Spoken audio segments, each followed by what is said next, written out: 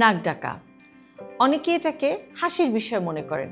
কেউ বলেন ও তো একটু শব্দ করে ঘুমায়, আবার কেউ মজা করে বলেন নাক ডাকাই তার পরিচয়।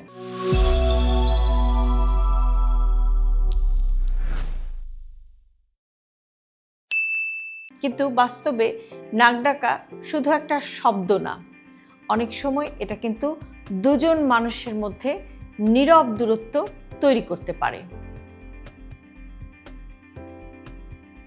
বিশেষ করে দাম্পত্য সম্পর্কে এর প্রভাবটা কিন্তু গভীর, যদিও আমরা সহজে সেটা স্বীকার করি না বা স্বীকার করতে চাই না।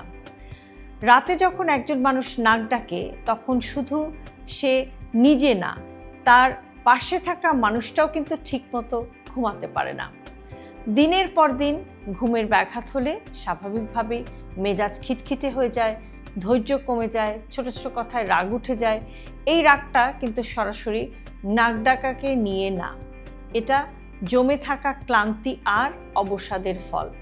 আর এই জায়গাতেই দাম্পত্য সম্পর্কের ওপরে কিন্তু প্রভাব পড়তে শুরু করে। ঘুম ঠিক না হলে শরীরের হরমোনের ভারসাম্য কিন্তু নষ্ট হয়ে যায়। যেসব হরমোন লাভ বা ভালোবাসা, ঘনিষ্ঠতা আর আবেগ বা ইমোশনের সঙ্গে জড়িত, সেগুলোর কার্যকারিতাও কিন্তু কমে যেতে পারে। ফলে দুজনের মধ্যে আগের মতো আন্তরিকতা, কাছে থাকার একটা টান, এমনকি দাম্পত্য জীবনের স্বাভাবিক উষ্ণতাও কিন্তু ধীরে ধীরে কমে আসতে পারে। অনেক সময় কেউ বুঝতেই পারেন না যে দূরত্বটা আসলে কেন তৈরি হচ্ছে, কোথায় সমস্যাটা হচ্ছে। আরেকটা গুরুত্বপূর্ণ দিক সেটা হচ্ছে যে আত্মসম্মান বা সেলফ রেসপেক্ট। যিনি নাক ডাকেন তিনি অনেক সময় নিজেকে নিয়ে কিন্তু অস্বস্তিতে ভোগেন। পাশে থাকা মানুষটা বিরক্ত হলে বা আলাদা ঘরে ঘুমানোর কথা বললে সেটা কিন্তু তার মনে কষ্ট তৈরি করতে পারে। এই না বলা কষ্ট জমতে জমতে সম্পর্কের মাঝখানে কিন্তু একটা দেয়াল তুলে দিতে পারে। শারীরিক দিক থেকেও নাক ডাকার পেছনে বেশ কিছু কারণ আছে।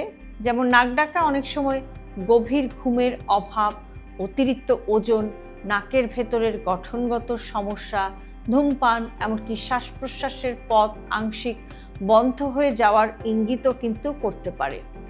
আর যদি এটা দীর্ঘদিন ধরে চলতে থাকে তাহলে শুধু সম্পর্ক নয়, যিনি এই সমস্যায় ভুগছেন তার নিজের স্বাস্থ্যের জন্য এটা কিন্তু একটা সতর্ক সংকেত হতে পারে। তবে সবচাইতে আশার কথা হলো যে নাক ডাকার সমাধান আছে। এটা কোনো লজ্জার বিষয় নয়, আবার দোষারোপ করার মতো বিষয়ও না। একসাথে বসে কথা বলা, সমস্যাটাকে আমার সমস্যা না বলে আমাদের সমস্যা হিসেবে দেখা, আর প্রয়োজন হলে চিকিৎসকের পরামর্শ নেওয়াটাই কিন্তু স্বাস্থ্যকর একটি উপায়। অনেক সময় ঘুমের ভঙ্গি একটু বদলানো, ওজন কমানো অথবা নাক পরিষ্কার রাখার অভ্যাস বা দৈনন্দিন কিছু কিছু ছোট ছোট অভ্যাসের পরিবর্তনই কিন্তু একটা বড় পার্থক্য এনে দিতে পারে। দাম্পত্য সম্পর্ক আসলে ছোট ছোট বিষয় দিয়েই গড়ে ওঠে বা ছোট ছোট বিষয়ের কারণেই ভেঙে পড়তে পারে।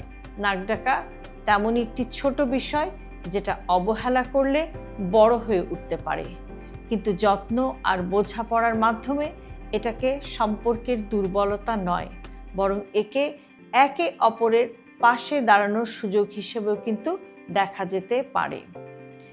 সবসময় একটি জিনিস মনে রাখবেন যে আপনার সঙ্গী যিনি এই সমস্যায় ভুগছেন, এটা তো তার নিজের হাতে নেই, নানাবিধ কারণেই এই সমস্যাটা হতে পারে। তো তাকে সবসময় চাপের মধ্যে না রেখে, তাকে সবসময় ট্রোল না করে, বরং তার পাশে যদি আপনি দাঁড়ান, তাকে একটু হেল্প করেন, আপনার এই একটুখানি সহানুভূতি বা সহমর্মিতা কিন্তু তাকে এরকম একটি সমস্যা থেকে বেরিয়ে এসে সুস্থ হয়ে বাঁচতে সাহায্য করবে।